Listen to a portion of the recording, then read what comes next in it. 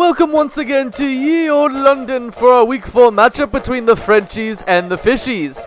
Second straight game by Marcus Brunel, Duke of the U of Dub, passing it deep to Marcus Colson, the Corporal Sergeant from Hofstra University, and this would lead them to shock the world with a Jeremy Shockey down of touch.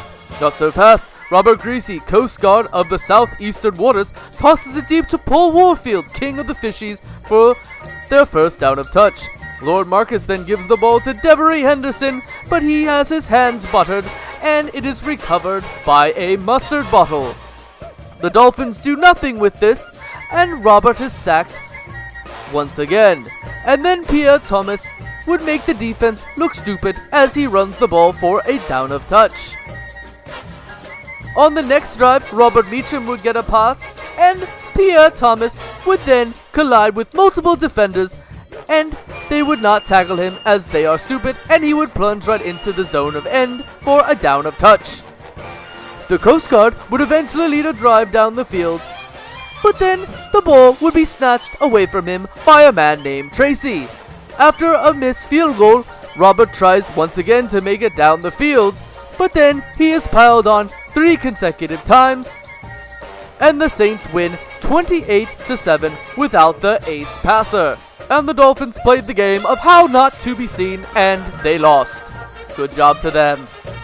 This is Chargerdude95, founder of the DSFL, from Foxborough, the 2015 Panthers. They trail early 7-0 to the 04 Patriots, who come in undefeated at 3-0. Jonathan Stewart, the 6-year man from Oregon, rips off a 50-yard run for Carolina. Then Cam Newton scores his first of 2 rushing touchdowns of the ballgame, and we are tied at 7.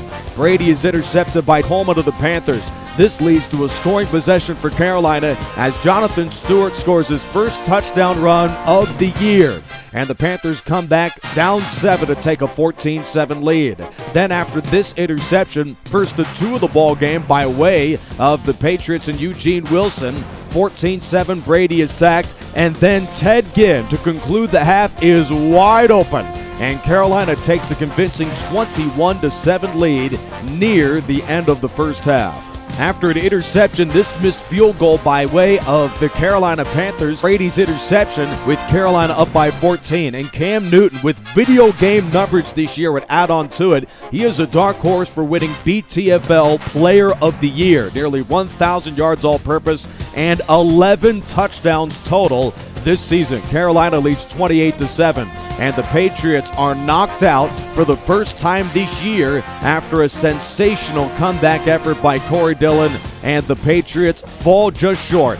Onside kick recovered by Carolina. The Panthers have improved to 3-1 this year with a passing game top 5 in the BTFL.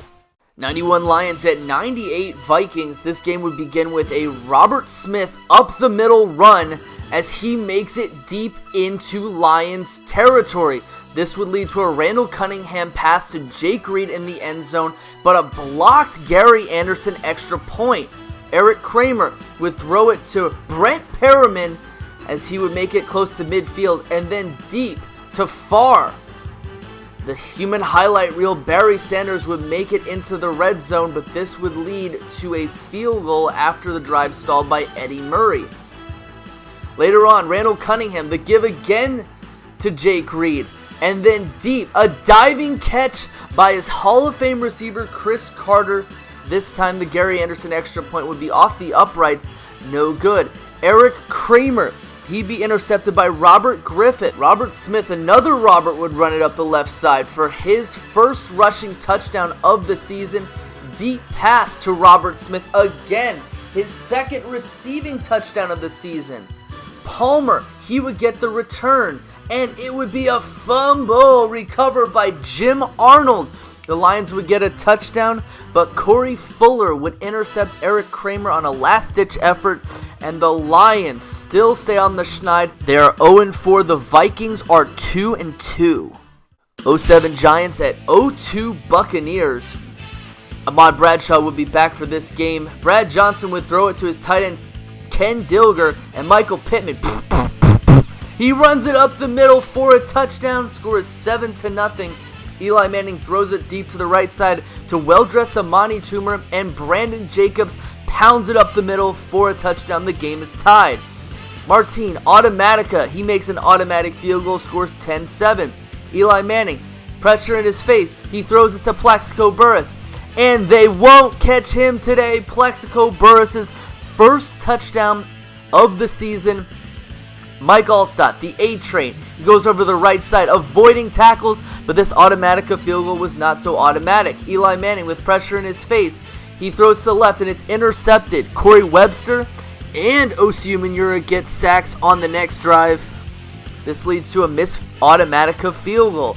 Brad Johnson throws it deep to the right side. They're down by 4 points. The Johnson to Johnson connection as Keyshawn Johnson gets a touchdown.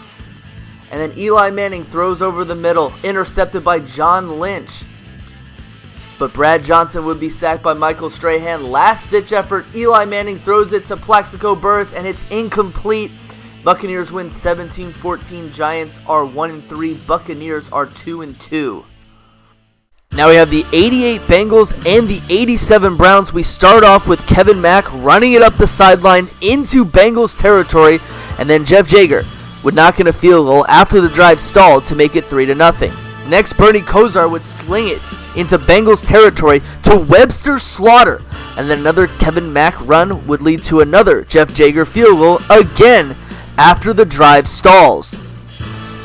Boomer Esiason would get it started by giving it to Eddie Brown over the middle, and after a Bob Golick sack, Jim Breach would knock in a field goal, making it 6-3. On the Bengals' next drive, Eddie Brown would then catch a deep Esiason pass, getting the ball into the red zone. The Browns would come on a blitz and would get too aggressive, and James Brooks would get the pass into the flats for a touchdown, giving the Bengals the lead. The Browns need to do something here. Ernest Biner gets the run, weaves it through defenders, and he's tackled. But it's a fumble recovered by Lewis Billups. Clay Matthews would sack Esiason out of field goal range, but David Fulcher, he would intercept Bernie Kosar and would run the ball into the end zone because no one would catch him today for a touchdown, making it a two-possession game. Kosar shows off the wheels, doing it all by himself, but he would throw an incomplete pass in the flats, and it's a last-ditch effort. The Bengals come back to win, and they are 3-1. The Browns are still winless at 0-4. 99 Jaguars at 68 Jets. Keenan McCardell would come back from injury from the Jaguars.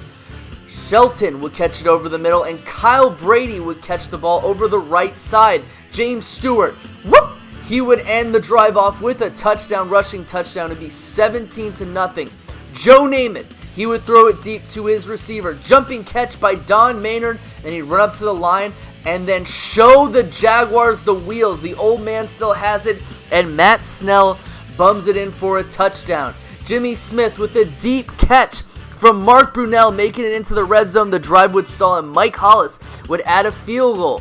Over the middle, George Sauer catch from Joe Namath, and then George Sauer again catches the seam route for a touchdown. It's 14-10. James Stewart coming off of his 2-fumble game against the Saints, and Kyle Brady, the rocket catch, and James Stewart yet again will bum it into the end zone for a touchdown. Jim Turner would add the equalizer, making it 17-all. Mark Brunell, he throws it deep to Jimmy Smith, and they won't catch him today. It's a touchdown. Last-ditch effort, and Namath would be intercepted by Carnell Lake. Brunell and Smith would add another touchdown to make the end of the game 31-17. 99 Rams at the 95 Cowboys. Kurt Warner is playing mad with 0 wins on the season as he tosses the ball deep to Sir Isaac Bruce for the early lead. It is 7-0. Troy Aikman, however, he's a seasoned vet and a 3-time Super Bowl winner. He would follow it up with a deep pass to Michael Irvin, getting the ball deep into Rams territory. Emmitt Smith, probably the best all-purpose player of the BTFL season, would take the draw into the end zone to tie the game up 7-all. Kurt Warner is out for blood as he floats a deep pass, showing he's the leader, the greatest show on turf, to Zazir Hakeem for a touchdown. Rams take a 1-possession lead on the ensuing kickoff. Kevin Williams gets the ball and he gets tackled. He's injured. He'd be replaced by Corey Fleming and Sherman Williams, another Williams. Emmitt Smith would get the ball and get into Rams territory, but Chris Bonial would miss a field goal. Roland Williams catches the Warner pass in the second half, but Jeff Wilkins misses a long field goal. Aikman gives the ball right back as an interception to Todd Light, and Warner makes the Cowboys pay by slinging it deep once again to Azazie Hakeem, as no one would catch him today. Aikman would then throw another interception to Dexter McCleon, and Marshall Falk would get the touchdown over the middle. Last-ditch effort, Aikman would give it to Irvin over the middle, and the first touchdown of the season to Corey Fleming. He would get the ball into the end zone. Dallas would not get the onside kick, and they would then lose for the first time this season, 31-14. The Cowboys are 3-1. The Rams are 1-3. 99 Titans at 2012 Texans. Arian Foster will be back for this game. They wouldn't have to use James Casey. Speaking of Arian Foster, he would get the first pass over the middle from the Texans, and eventually he would run it in for a touchdown. Matt Schaub wouldn't be done as he would throw it deep to Andre the Giant Johnson, and he would make his second touchdown of the season. Eddie George, he would have a good run. He hasn't really gotten it started that much. However, he would get tackled inside Texans territory. It's a fumble recovered by Jonathan Joseph, and Kevin Walter, he would capitalize off of the fumble. However, Derek Mason, the return guy, he would get injured, and he would be replaced by Lorenzo Neal? What are they doing? I know what Steve McNair's doing. He's throwing it deep to Kevin Dyson, and then the diving catch to Yancey Thigpen. However, Kevin Walter, he would get his second touchdown of the game off of a Schaub pass. But Steve McNair, he tried to get his team back into the game. He'd give it to Eddie George. He would make up for that fumble for that touchdown. Arian Foster again. This is his after-injury tour, making it 35-14. This game got out of hand. The Titans are 1-3. Texans are 3-1. 78 Steelers and the 2000 Ravens. We get started with Terry Bradshaw throwing the seam pass down to his tight end Randy Grossman to get the ball into Ravens territory. But a few plays later, he gets sacked by Burnett. And then Roy Jarrell, the kicker, would knock in the field goal to make the game 3-0. Trent Dilfer trying to show that he's a pure passer by throwing it deep down the sideline to Jamal Lewis, who would get the ball into the red zone, but the drive would stall and Matt Stover would kick a field goal, tying the game. On the ensuing drive, Bradshaw makes a huge mistake getting sacked, and it's a fumble! Recovered by Jamie Sharper for a touchdown. Score would be 10-3 after an extra point. Starting in the second half, Bradshaw gets it started throwing it deep over the middle to Lynn Swann. This would lead to a Rocky Bleier touchdown to tie the game. Jack Lambert would sack Trent Dilfer on third down, and this would lead to a punt. Bradshaw would capitalize on that by throwing the wheel route to his running back, Rocky Bleier, and he would get a touchdown as nobody would catch him today. Ravens would do nothing on their final drive, and the Steelers stayed perfect by winning 17-10. Ravens fall to 2-2.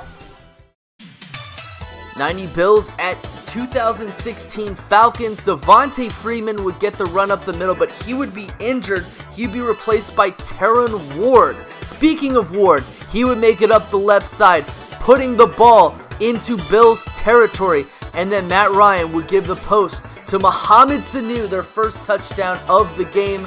James Lofton would get a deep Jim Kelly pass to make the Falcons pay, but after the drive stalls on a Vic Beasley sack, the field goal would be knocked in by Scott Norwood.